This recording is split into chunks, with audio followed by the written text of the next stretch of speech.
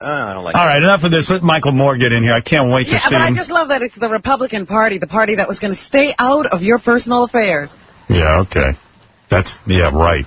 Michael Moore's film Fahrenheit 9/11 is a work that must be seen. It is the best movie of the year.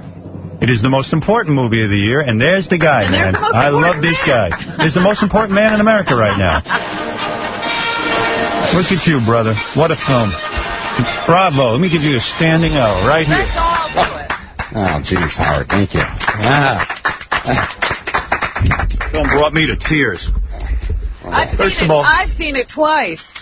I thought Freddy Krueger was scary. This is the scariest movie of the year. Yeah, we have a much scarier person in the White House. Here's what I want to say to you before we, ask any questions. I was so grateful that you made this movie, that you fought to get the movie in movie theaters. And if anybody thinks Michael's joking or doing a publicity shtick, there's a lot of theaters that were fighting this, Disney, the distribution. Everybody knows. Yeah, we have to start off with he couldn't even get it distributed. But you made a great film. And you're going to take some heat for it and all that. I don't even understand why.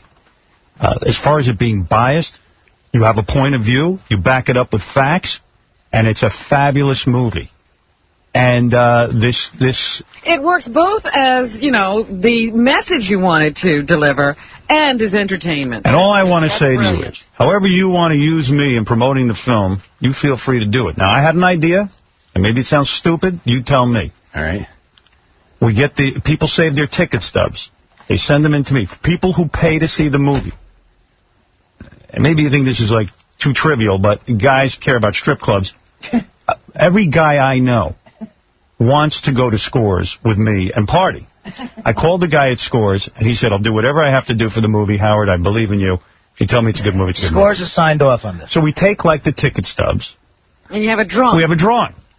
75 guys, or whatever number we agree on, come to a party at Scores like they've never had before in their life. Ralph, you've been to the parties. You can tell Michael. Amazing Amazing party. People beg to come to these parties. Can I come? No, you can. If you win. If you win, do you have a ticket stub? Do you have a ticket stub? Have you paid to see the movie? But what I would do that. Well, it's a great idea. Are you serious about this? I'm goddamn serious. I'll do whatever I have. I mean, I'm begging people to go see the movie. Oh, absolutely. Well, I think this is great. And seriously, I'll show up and shake everyone's hand. If I on the way in, not on the way out. No, on the way out, you definitely don't want to shake anyone's hand. But seriously, if you sanction this, I will do it. I hereby sanction it. All right. Done deal. I'm honored. That is a great idea. It's a great idea, right? That's a great idea. And we go over to Scores and 75 guys, and we have and Lonnie said he'd throw the whole thing. All right, so now we have to set up the parameters. Yeah, so how does it work? I'll talk to the general manager. We'll make up a list of rules, and I'll put them on howardstern.com. We can put them on michaelmoore.com, however you want to do it. Right. But they'll send their ticket stub in with their name and address, phone number, and all that. Yeah. Then there'll be a drawing. And then we'll have a drawing. We'll have a drawing. And then there'll be a party. And then there'll be a party. And then there'll be a party. And I'll show up and bring 75 guys with me, or 50 guys. Maybe 75's too many. And that could be anywhere in the country. You just get out and see this movie and get a ticket stub. And anyone throughout the country can participate. Wouldn't that be nice? Wow, that's... And if hot chicks want to enter, that's fine, too. And if there's something you want done for this movie I feel is so important. This guy Bush has got to be voted out. This is a dire time. Right. This is not a joke. It's not a joke. And I saw other people doing this, too. I took 16 people the other day just from this office to go see the movie together. And we had a great time. And I met other people there that day who said, yes, I brought my whole office with me today. So people can go to see it as groups, and then you get to talk about it. And I took my website, and they say about 15% of the traffic going to your website to promote the movie is coming from our website. That's right. And if anyone else has a website, direct it to link it up over to Fahrenheit 911. Fahrenheit911.com. Yeah. And it's a great movie to see because it's got everybody talking. Even if you like or you don't like Bush, whatever, it's great to talk about. If you're pro-Bush, go to see it. What if Bin Laden wins the Scores drawing? Do we have to take him? That would be a good way to catch him. So tell me what's going on in your life right now. The movie's doing well. It opened up already in Los Angeles and New York, and it's doing record business. The first 2 days, it broke the record at both theaters it opened in. I mean, the all-time record for any movie on any day. And the previous record, I think, was Men in Black on 4th of July weekend, and this is a documentary. Yeah, but this is an important movie. I'm completely stunned by this. Well, it happens to be entertaining, too. I mean, even if you're a Bush fan, you know, it's like you could go there and sort of just, it's not, you hear the word documentary, it scares you. You think boring. Medicine, not school. It's not boring. No, no, and we don't make them like that. I mean, it's really, when I set out to make something like this, I set out to make a movie that I want to go see on a Friday night. How long did it take you to make the movie? About a year and a half. Year and a half. Yeah. And when you were making it, did you start hearing from the Republican National Committee? Immediately. You did? We actually lined up our funding for the movie about a year and a half ago. Right. And people in the White House, Republican Party, whatever, found out about it and then put pressure on this company. We already had a signed deal, Howard, and the money was already coming to us to start the film. And according to Fox News, and they should know, top Republicans, Republican friends, whatever, put pressure on our funding source, and they backed out. Even though we had a signed deal. Unreal. And so we had nobody then, and that's when Miramax stepped in and said, okay, we'll take it over, we'll do it. So then they gave us the money, which was essentially Disney money, because Disney owns Miramax. Right. We made the film for a year, or so, finished the film, and then Michael Eisner sends one of his vice presidents here to New York to see the movie, and he flips out. And probably because, as I know, I'm the victim of this, the Bush administration will get their enemies. And Disney has theme parks in Florida. Jeb Bush is the governor of Florida. He can even do legislation that'll screw with Disney's theme parks. They got scared. They got scared about not only Jeb Bush in Florida, and there's a big tax problem down there because Disney got a huge tax break for this animation studio they built down there. Right. And then once they built it, they decided to close it and then outsource all the jobs overseas and to other states. So the state of Florida wants their money back because Disney got this huge tax break to create jobs, which they then laid off all these people. So Disney had to respond to political pressure. I know for me that I worked for Clear Channel for years and years and years. I came out and said that Bush was the wrong guy for the job. I started to talk against George Bush as a candidate. Oh, well, Clear Channel, that's like one of the biggest Bush supporters. Contributors. And they within a week and a half, they had me off the air. Yeah. And they said it was because of the FCC. Yeah, and they looked for some reasons. Yeah, I've had FCC problems for 10 years since they hired me, and they even defended me up until then. Well, here's something even more insidious about the Disney decision, and I've said this on other shows, and it gets edited out. Well, then say it here. Yeah, I'll say it here, because I'm not allowed to say this on network television. I said it on the ABC Sunday morning show with George Stephanopoulos this Sunday. They cut it out. Other places I've been, they cut it out. Let us cut it out as well, please. So, I'd like to have that privilege. And don't worry, you're not going to get an FCC fine over this, because this is something actually more dangerous than words. This is actual information. Okay, let's hear it. As you know, because you saw the movie, a chunk of the movie deals with the relationship between the Bush family and the Saudi royal family, and how they've been in bed together for a long time, and there's been $1.5 billion flowing in between the Saudi royals, the Bin Laden family, and then the Bush family, their friends, their businesses over the years. And you make the point, and it's the goddamn truth, who does George Bush owe more favors to? Us or them. Or the Saudis or the people who give them...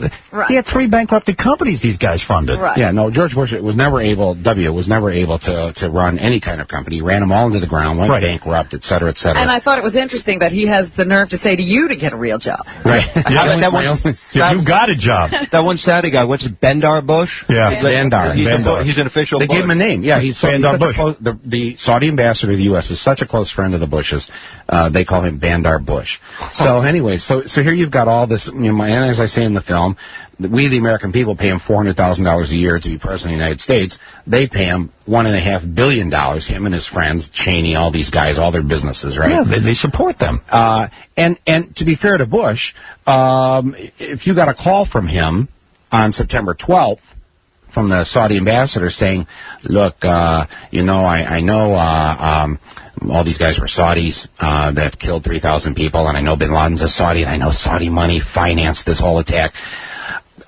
could we get the 24 members of the Bin Laden family out of the country as soon as possible? Done deal. Hey, no problem. No problem. Done deal. Come on. Yeah, done deal. The White House was acting like a travel agent for the Bin Laden family. You know what? You know what you missed in the film? I wish you'd called me, damn it, because there were organ donors after 9/11 who couldn't, there were people waiting for kidney transplants and hearts and stuff. And planes couldn't fly. Planes were not allowed to fly. People died. People died. I would have loved to see pictures of the people who died because planes weren't allowed to fly. But the Bin Ladens got out of the country. That's right. In fact, out in the Northwest, there was a plane delivering a heart for a heart transplant. This guy was on the operating table. He was going to die.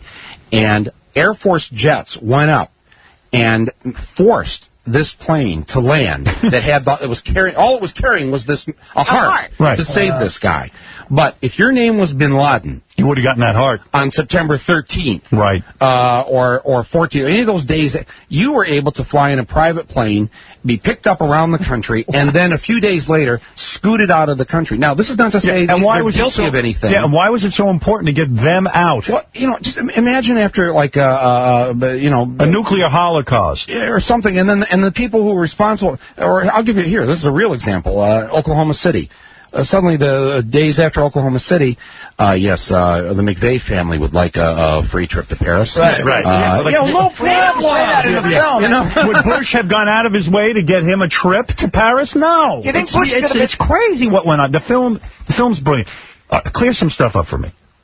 Is that the thing you wanted to say? No, I didn't. What do you want to say? Yeah, go ahead. Okay, so anyways, this is all for people who haven't seen the film. I just wanted to give you the subtext to the Saudi thing.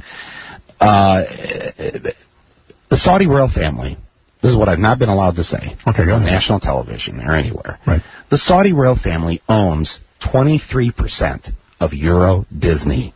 Oh. Wow. I cut that out. Wow. Could someone edit that right now? In 1994, Howard. In 1994, Prince Walid, a member of the Saudi royal family, and depending what year it is, the fourth richest man in the world. Okay.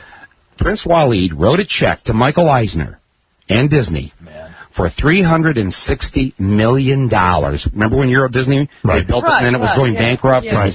So he stepped in to bail them out, and he did. And the Saudi royals saved Euro Disney. And the company that hooked up the Saudi royals with Eisner and Disney was a company called the Carlyle Group, right? Which I show in the film. This is the group where the Bushes both worked for the Carlyle Group, both dad and son, right?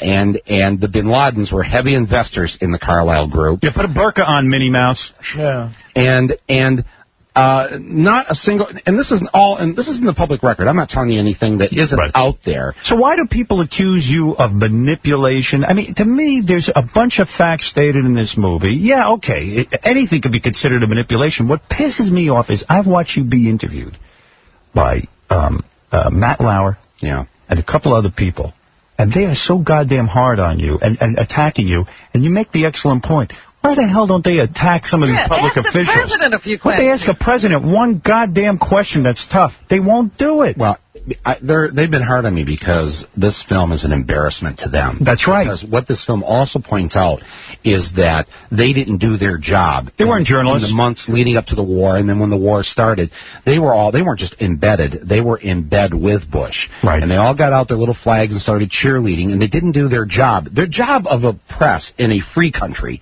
is to ask the hard questions. Right. Is to go after authorities. Not a popularity contest. That's right. Do you remember when we were kids, when little kids, when John F. Kennedy, the Cuban Missile Crisis, he went on national TV with large photographs and a pointer, and he said, here's the evidence. These are pointed at us, and you could see the missiles. Right. We didn't get that this time, and nobody in the networks demanded that someone provide some evidence of these weapons of mass destruction. The networks now are beholden to the United States government. When you have a government that can find broadcasters, can trump up indecency things, hold up licenses. You have large corporations who are beholden to the government, who own these broadcast companies. They're not going to do anything. Talk about your personal life just for a second. So, okay, I see you traveling around with, like, Secret Service guys now. What? Yeah, because you're getting death threats. No, actually, the theater owners have received these death threats in the last week.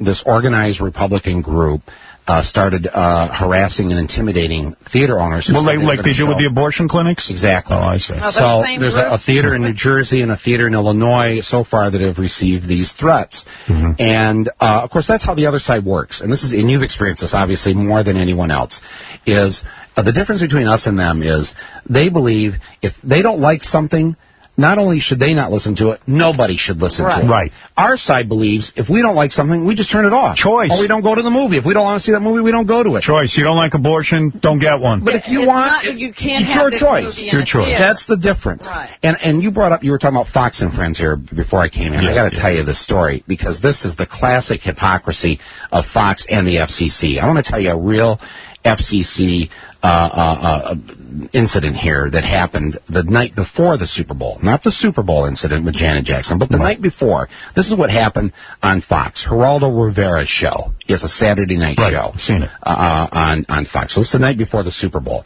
And he's on there talking to Bill O'Reilly, and they're having a little chummy chat, and they're talking about Al Franken. And Bill O'Reilly says, on the air, essentially, this is going to be the exact quote, but I'll give you, this is essentially what he said. He said, if these were the days back in the Old West or during the days of Andrew Jackson, someone would put a bullet in his head. In Al Franken's head. That's great. All right? Wow. Yeah. All right? In other words, essentially... Why doesn't someone shoot him? Yeah, why doesn't somebody shoot this guy? Bill O'Reilly saying this on Fox. Why doesn't somebody shoot Al That's a great Franken? thing for a guy to advocate on the airwaves. Yeah. Where's the FCC on that? They don't have a problem with Where's no the problem FCC with on that. that? No You're allowed problem to say that all you want. That's not dirty. Yeah. There was a disc jockey who got killed as a result of that. That's right. What was the guy's name? Denver. In Denver, Alan Berg. Right. So the night after, now jump ahead, the night after the Super Bowl this year, on Monday night, on Bill O'Reilly's show, he says on the show live, he says, I'm opposed to the death penalty, but I'd like to kill Michael Moore. Wow. Right? And I'm thinking, and how would he feel we're talking about Janet Jackson's breasts from the day before, and nobody says anything? I can't tell you, when I interviewed Bill O'Reilly, how much during the commercials he was whining to me, how he gets death threats and he's scared because rap guys are trying to kill him and this and that, the other thing, and whining and crying about it. So I'm not, But he's certainly willing to issue a lot of threats. I mean, listen, on Fox. Your movie does such a good job of pointing everything out that you're talking about. And you know what? In the movie, he doesn't tell you, hey, they're doing this wrong. You give us the facts, and if you have half a brain, you can connect the dots yourself. I hope women are offering themselves to you as a result of the movie. Really, that's what we were hoping for. Are you still in a relationship? Yeah, you're not still married, I am still married to the same woman when I first came on your show after Roger and me. That's true. I thought for sure after this movie that the chicks would be flocking to you, and you would not be able to resist. Wait till you go to Scores. The Scores party, you've got to be looking forward to. I'll probably have to bring my wife to that, too. No, she's not allowed. No. Don't pussy out on us now, Michael. Unless she wins. Michael Moore's film. It's called Fahrenheit 9/11. It opens today in all 50 states. To purchase tickets, go to fnltix.com. Take a couple of phone calls for the guy who's made the most brilliant, most important movie of the year, next to Spider-Man 2, of course. Yes. Go ahead, Sarah. Got to keep things in perspective. I would just like to say to Michael, thank you for everything that you're doing, that it's about time that somebody actually had the cojones, let's just say, to do what you're doing and to put it out there. And it's kind of embarrassing, but I first heard about you when you were Mad About You. And ever since then, I've just been completely in love with you, and I love everything that you do, and I just thank you for giving everybody the option. And there's a guy who makes a difference in the world and also makes the world more interesting to live in. That's very kind of you to say that. Well, I'll tell you what. I'm just glad we were able to get him on before we go off. I saw the movie. I said, this is the most important movie. And, seriously, we had a big meeting here yesterday. It was just me, Robin, Fred, Artie, and Gary. And we've been talking about planning some things. We really do feel this is the end of this show, that our time with this show is almost over, that once they find individual broadcasters, I am not going to risk financial ruin to stay on the air, nor will I be able to do the kind of show I want to do. I can barely do the show I want. They edit the hell out of it. So my feeling is this show is over, and we're dead man walking. And I'm not being dramatic. I'm just being honest. I have other plans. I know that I'm going to do some other things. But we do live in a country that's getting a little bit scary. And scary in that poor people are fighting a war over there. You know, how do you vote for Bush if you know he's planning for the draft? You know, here's what you got to ask yourself. Would you send your kids to Iraq based on what you've now seen? That there were no weapons of mass destruction, that there was no threat, that we still have to go to Al-Qaeda. And for when we're supposed to get out of there. It's poorly planned. And I just read an article. I brought it in with me today. I'm not going to sit and read to you. I'm not going to get too political. But the fact of the matter is, there will be a draft. Mm-hmm. They have to. They have to. They've run out of troops. We've run out of troops. That's right. And is this the war that you support? Would I support a war to go to Afghanistan after 9/11? You bet. I think you do too. I don't think anybody argued with it. Nobody argued with the fact of let's go and get who killed 3,000 people. That's right. That's right. Nobody argued that fact. Mm-hmm. But there's some wild crap going on in this country, not only around my issue with free speech, and I swear to you I'm not against Bush because of the free speech issue. If I thought he was handling everything else well, I'd say, you know what? Well, it's time for me to go. It's abortion. It's stem cell research. It's the merging of church and state. It's a whole bunch of things. It's what's going on in the environment with big corporations. This is, in my humble opinion, what got you in trouble. It's not about the language on this show or the sex stuff or whatever. When you made that switch, because you were after September 11th, like the rest of the country, everybody was gung-ho and let's get this guy and gung-ho to go to Iraq because I believe the president. We even booed you at the Academy Awards. That's right. I didn't like that statement you made at the Academy Awards. Right. I got on the air and said it. And now you feel like an idiot for feeling like that. I feel like a jerk. Yeah, you were right. No. You were right. I apologize. No, don't apologize. Listen, why should you have to apologize for committing the act of believing your president? And Colin Powell. Seriously, Howard, if we don't have that, though, if we don't have if you just can't simply believe him when he says we need to defend the country, and he's not telling the truth, as we find out later, don't apologize for that. And that's how I felt. I was whipped up in a frenzy of patriotism because of what happened on 9/11. Why apologize for being patriotic? And when the president says to me, I've got hard evidence, don't listen to anyone, listen to Colin Powell, listen to me. The guy goddamn lied to us. And that's when you got to say, but when I see the poll today, 47% of the people are going to vote for Bush and 40% for Kerry, I go, what am I missing? No. Listen, it's when you figured out that you were being lied to and you started to say that on the show. For those of us who are listeners, remember when this shift took place. Yes. That's when the FCC. Oh, you bet. Is when the hammer came down. That's when Clear Channel did it to me and the FCC. Channel came down. You bet. And that is Howard Stern's crime, that he would dare to question the commander-in-chief, which, of course, is the most patriotic thing you can do in a free democracy. Ask yourself, do we really have freedom of speech? No. You know, I always, listen, I didn't vote for Bush. I voted for Gore. The fact of the matter is that I believed in giving our president a chance, especially after 9/11. That's right. Yeah, we were sort of ridiculing the fact that he didn't really win the election until September 11th. Then it was like, wait a minute, we all got to get in step here. Get behind the president. That's right. And listen, we're still in, as your movie so brilliantly points out, our borders aren't any better protected. The INS isn't held accountable. And nobody's held. Weird alerts all the time. Nobody is held accountable in this country when the government screws up. It's business as usual. The only thing that seems to be getting done is they passed a bill. Everyone agreed that I should get bigger fines. That's going to make the country safer. That's it. Right. It's going to make it safer in their minds if we can shut down the Howard Sterns of this country. Right. Yeah. Because like they did in Germany. Because you're speaking these truths, and they don't want people to hear them. And they don't. But they can't come after you and say, well, he shouldn't be able to criticize us, because most Americans still kind of believe in the First Amendment. Right. It's the sex thing. So let's go after him on this. Yeah. It's gonna hurt children. Right. Please. It's like, I remember when I was in high school, and all the smoking rules, like if you were caught with a cigarette, you were suspended for the rest of the year. Right. And I always saw that it wasn't because the school board or the principal didn't want, they all were smoking themselves, all the adults. Yeah, right. It's the smoking represented, those were the students who were a problem. Right. They were going to get us trouble. Yeah.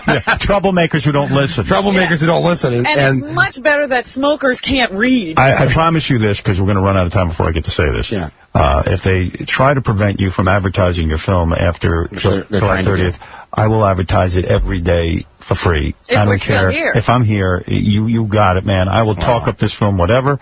Do whatever it is. Your film is great. Thank you for putting in the time. And thank you for making a great film that I hope makes the public aware of what's going on. Thanks for taking the heat. Taking the heat. Well, listen, we're all in this together. We're all in the same boat, and there's millions of fans out there, Howard, who are not going to sit by quiet if you go off the air. I hope you're right. I never voted before, and I'm going to vote this year, and I'm going to vote for Kerry. Yeah. A big part of the reason is you. Wow. Really. Wow. You know, tonight... That's important. I'm hearing... I mean, let me tell you something that happened at CAM when we won the top prize, and Quentin Tarantino is the head of the jury. Yes. Have you heard I won the Telly Award? But okay, go ahead. Yes, go ahead. Yeah. Your second Telly. Yeah. You know, I'd be willing to trade with you. I need that. Yes, yeah. if I could have your Telly. Yes, I'll give you I've my... never heard it. I heard of Teletubbies, but that's it. But he hands me the award, and you know, and the next night the jury, he's the head of the jury there, takes us out to dinner, the winners of the prize, and he says, I got to tell you something, I've never voted in my life. Quentin Tarantino had never voted. Said this, and he said, this movie, I'm going home and I'm registering and I'm voting for the first time. Wow. And I said to Quentin, I said, that is a bigger prize, what you just said. And let's hope he doesn't... That one you handed me. That is great. And by the way, let's hope he doesn't vote in Florida, where his vote won't count anyway. Because if you don't vote against Bush, I mean, everybody else in the world thinks we're idiots, and now we have more enemies because of this war. Oh, people just hate us more and more. Yes, Max, go ahead. Hello? Yes, Max. Yeah, hi. Go ahead. Michael, I have to drive an hour to get to the only movie theater that shows your movie, but I'm going to be the first online. Good, good. And you know what? Thank you. Yeah, it's worth the drive. I've never promoted a movie before like this one because I think it's that important. Debbie Schlussel, go ahead. Howard, I'm sorry. I saw the movie last night, and Michael Moore lies about even the littlest things. Mr. Moore, you say that the Saudi embassy is the only embassy that has Secret Service Protective Division police, and that's not true. They protect every single embassy. That's just a little lie, so we have to wonder what bigger lies there are. Well, obviously you didn't see the movie, but I did. I saw it last night. I was at the press screen. Well, let me tell you something. It's. I don't say it. A Secret Service guy shows up while I'm interviewing. He's an idiot. Let me finish. Let me finish. Let me just finish, Debbie. On camera, the Secret Service show up while I'm doing an interview in front of the Saudi embassy with a Saudi critic, and the Secret Service. With Craig Goinger. Let me finish. The Secret Service, a police officer, comes up to me and says, "What are you doing here?" And I say to him, "What are you doing here? You know, you're the Secret Service. You protect the president. Does the Secret Service usually guard embassies here in Washington?" And he said, "No." He said no. They guard all the embassies. And that's so what the uniform. we went. He's wearing a uniform, and that's so we the called. division So we called. He didn't. Michael Moore didn't say. I didn't say it. The Secret Service said it in the movie. Maybe you could do a little investigating. So we investigated it, and here's what we found out. What'd you find out? The State Department provides a 6-man security detail paid for by our tax dollars for Prince Bandar Bush, the close friend of the Bush family. Right. That's the fact. That's the absolute fact, and anyone listening can call the State Department and find that out. But they do that for all foreign ambassadors. No other ambassador has the level of security detail from the State Department that Bandar Bush has. Why they all have those guys guarding their embassies. What about Congressman Debbie, Jim McDermott? You know, I'm resenting the fact that people are calling Michael Moore a liar. Now, everything I just heard is true. He said to the security guy, the Secret Service guy, "Do you do this for anyone else?" The guy goes, "No." Well, now, okay, so he's wrong. Okay, fine. Then we find out a fact that Bandar Bush, whoever the hell he is, gets this incredible amount of security and special privilege in this country. The Saudis could afford his own security. I don't like the Saudis either. And you then just walk away from the argument saying Michael Moore is a liar. And then another thing. I'm so sick of it, for Christ's sake. Well, Howard, can I ask one other thing? What about Congressman Jim McDermott? You show him a lot in the movie. Did you know Jim McDermott got money from a charity that's funded by Saddam's frontman in this country? He got money from a guy named Shakir al-Khafaji, who did $70 million worth of business with Saddam. You didn't bring that out. Yeah, see, this is the kind of smear thing that they do. Like Rush Limbaugh the other day, similar thing, starts reading this thing saying that Hezbollah in Lebanon is supporting my film. They are. theater. And yes, and Martians are delivering the prince to the theaters. Right. You know, I mean, they just keep upping the ante. Hezbollah, you know, and what kills me is when you actually debate these guys, when they actually put you on and debate them, they have nothing. It's a bunch of hot goddamn air. Right. Or like you just said, they quit like she's doing. They jump to something else. Well, as soon as you present them with the facts. By the way, and I'll tell you something, Debbie. And I'll tell you something, Debbie. McDermott, and he didn't answer that. Debbie, what about Jim McDermott's money from Saddam? Well, what about it? You just say that on the air. I know nothing of what you're saying, but to me it just seems like a smear that you can just phone up and say this about a congressman. Your you know whole what? movie. I'll tell you what. Wait a second. People don't know this. So Yasser Arafat did the camera work on this movie. So what? What is your point? Yeah. He's a great cinematographer. Well, listen, you present this guy as a critic on the war on Iraq. He went on a trip to Iraq, you'll remember that, with 2 other congressmen, David Bonnier and some other guy, and it was funded by a charity called Life Relief and Development, which is based in Southfield, Michigan. That charity is funded by a guy named Shakir Al-Khafaji. He arranged the trip. Jim McDermott admits this.